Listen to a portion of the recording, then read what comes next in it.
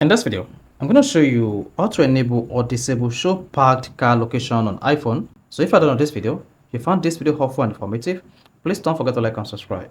Now the first thing you want to do when you want to enable show parked car location on iPhone is go to your iPhone settings.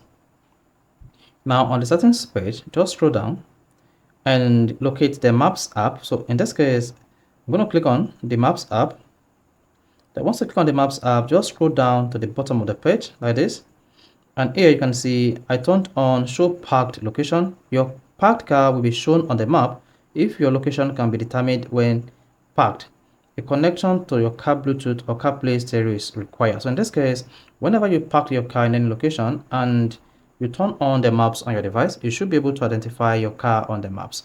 So the condition to meet for this to work is that a connection to your car's Bluetooth or Carplay stereo is required. So you need to connect your car Bluetooth or car stereo to be able to show the parked location on your iPhone. So if this is helpful and informative, please don't forget to like and subscribe.